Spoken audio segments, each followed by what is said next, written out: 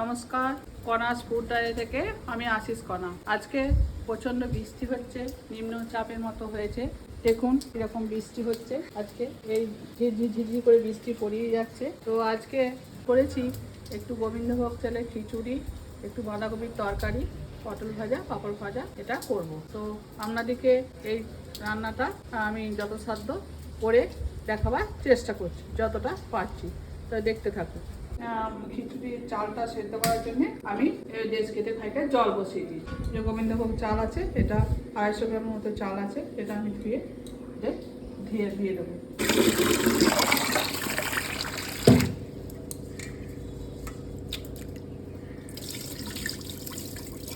চালটা দিয়ে দিলাম এর মধ্যে, এটা আস্তে আস্তে একটু সেদ্ধ হোক। তা দিয়ে দিলাম খিচুড়ির জন্য নিয়েছি সবজি, কিছুটা বাঁধাকপি, একটু কুমড়ো, একটু গাজর, একটু বরবটি আর একটু ফুলকপি। ডাল দিয়ে ডালটা ভেজে নিই, তারপর মুসুর ডাল নিলাম,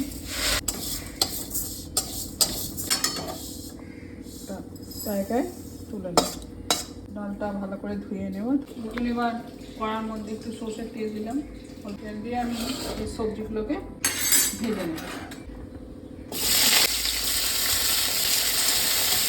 সব সবজিগুলো একসঙ্গে দিয়ে ভেজে নেব। নুন দেবো, যদি সবজিটা নরম হয়ে যাবে, হলুদ দেবো।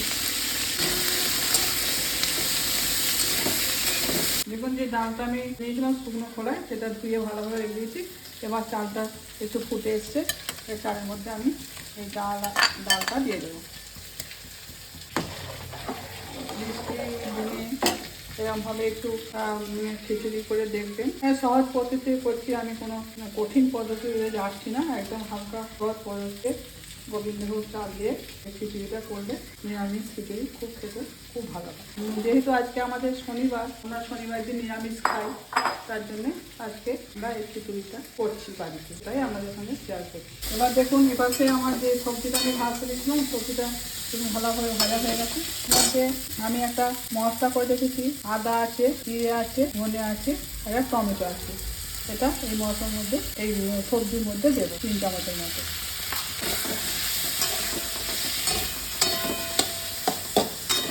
এটা ফুটছে কিছুটা, এর মধ্যে আমি পরিমাণ মতো লবণ দিয়ে দেবো, তাহলে তাড়াতাড়ি একটু সেদ্ধ হয়ে যাবে।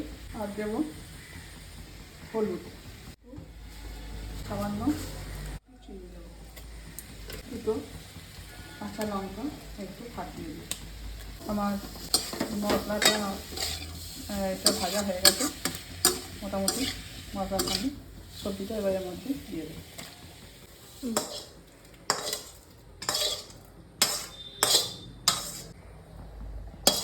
জলটা এই কড়াটা ধোয়া হয়ে যাবে, আর কড়ার মশলাটা গরম জলের সঙ্গে হয়ে যাবে। এটা আমি খিচুড়িতে দিয়ে দেবো। এবার এটা সেদ্ধ হোক আস্তে আস্তে, এটা আস্তে আস্তে সেদ্ধ হতে থাক, চাপা দিয়ে দেবো, এটা আস্তে আস্তে সেদ্ধ হোক। দেখুন আমি এবার, যেহেতু নিরামিষ খিচুড়ি কটা ভাজা লাগবে, তো আমি করবো আজকে পটল ভাজা, বেগুন ভাজা, দুটো পাঁপড় ভাজা আর বাঁধাকপির তরকারি। তেল দিলাম, প্রথমে পাঁপড় ভেজে নেব।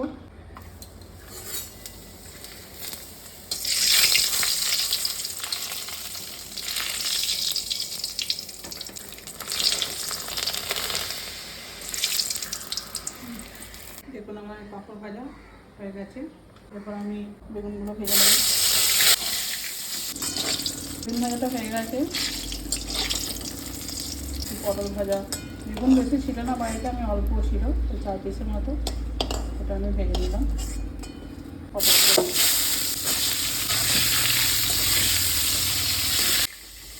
দেখুন আমার পটল ভাজাটা তুলে নিচ্ছি। বাঁধাকপির তরকারিটা রান্না করব, কিন্তু তার আগে আমি একটা নিরামিষ বাঁধাকপির তরকারি, তো একটা ভাজা মশলা দিয়ে এই তরকারির টেস্টটা ভালো, তার জন্য আমি একটু ভাজা মশলা তৈরি করে নেব। দেখুন একটা মশলা করছি, একটা তেজপাতাকে ছোটো ছোটো টুকরো করে নিয়েছি, আর একটুখানি দারচিনি, হালকাভাবে এটা ভেজে নেব। আর দুটো শুকনো লঙ্কা, আর আছে একটু গোটা জিরে, দুটো লবঙ্গ, আর 3টে ছোট এলাচ, 4-5টা গোটা গোলমরিচ একসঙ্গে বা দিয়ে দেবো।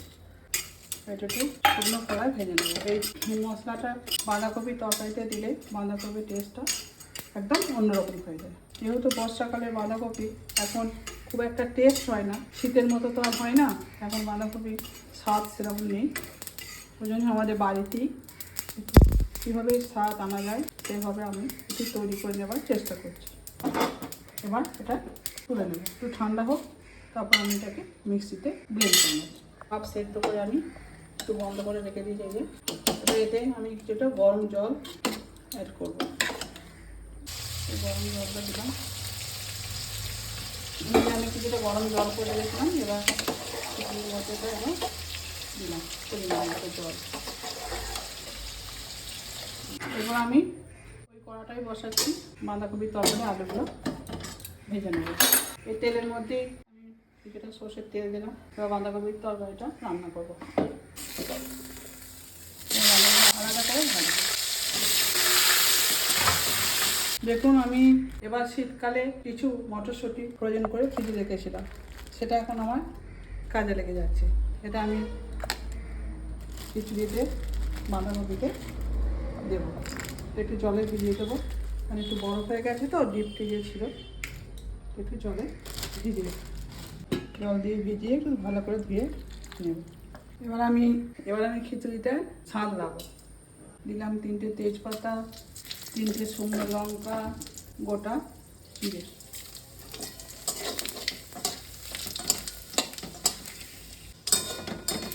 এতে একটু মটরশুঁটিটা আমি তখন দিতে ভুলে গেছিলাম, একটু হালকা করে মটরশুঁটি এর মধ্যে দিচ্ছি। আর একটু হলে এটা বাঁধাকপি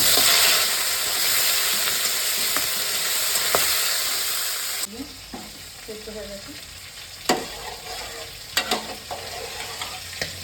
এটা আমি এর মধ্যে দিয়ে দেবো।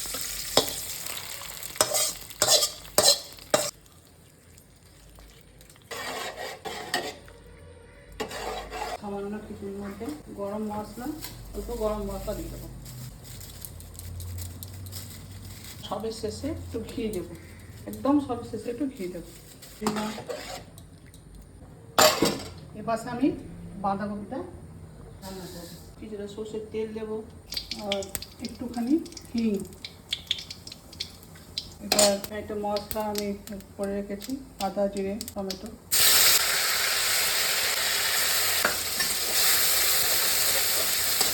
পরিমাণ মতো লবণ।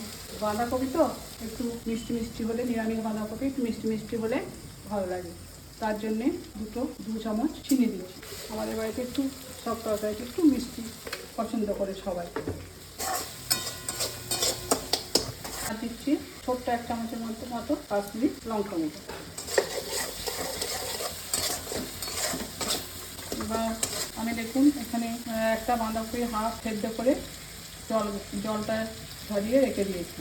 এখনকার বাঁধাকপি একটু সেদ্ধ না করলে একটা কিরকম গন্ধ থেকে যায়, ওই জন্য আমি বাঁধাকপিটা হালকা করে ভাপিয়ে রেখেছি। এবার এই মশলার মধ্যে আমি বাঁধাকপিটা দিয়ে দেবো। আলুটা তো আগে থেকে আমি ভেজে রেখেছি, আলুটা পরে দিলেও হবে। আমি বাঁধাকপিটা আগে ভালো করে এই মশলার সঙ্গে ভেজে নেব, তাহলে গন্ধটা থাকবে না।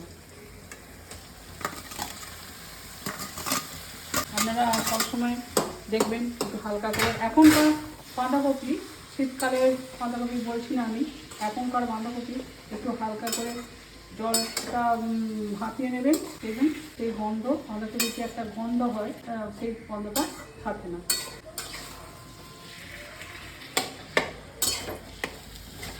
এরপর সেই মটরশুঁটি, আমার এই মটরশুঁটিগুলো দিয়ে এগুলো ফ্রোজেন মটরশুঁটি। এবার আমি আলুগুলো দিয়ে দিচ্ছি, কারণ আমার তো বাঁধাকপিটা সেদ্ধ হয়ে আছে, বেশিক্ষণ লাগবে না। আলুটা যেহেতু সেদ্ধ করা নেই, শুধু ভাজা আছে, ভালো করেই ভাজা আছে, আমি এটা আলুগুলো এর মধ্যে দিয়ে দিই।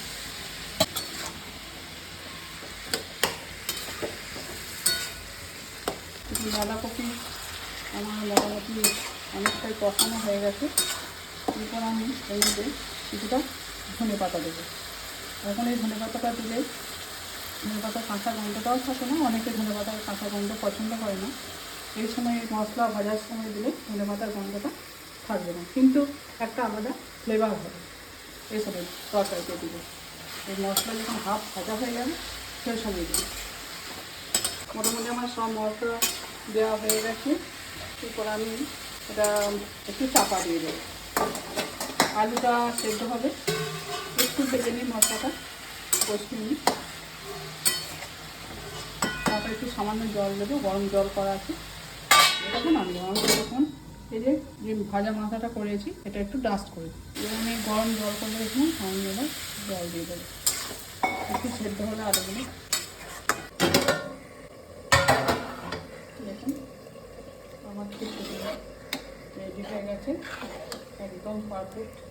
আমি এর মধ্যে 1 চামচ গা ঘি একদম সবের শেষে গ্যাসটা অফ করে দিয়েছি, দিয়ে এটা দিয়ে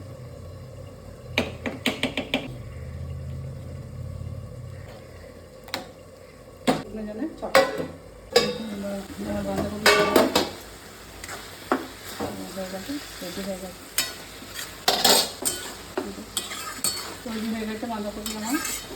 এবার সবের শেষে যে ভাজা মশলাটা করে রেখেছিলাম সেটা আমি মধ্যে দিয়ে দেবো। হয়ে গেছে আমার বাঁধাকপি তরকারি।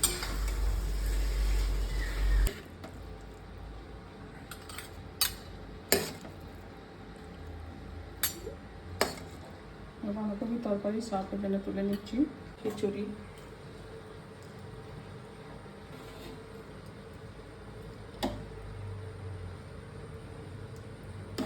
তুলে দিলাম। এবং পদ্ধতিতে আমি যে প্রসেসে খিচুড়িটা করলাম আপনারা এরকম বাড়িতে একবার করে দেখবেন, মনে হয় আশা রাখছি আপনাদের ভালো লাগবে।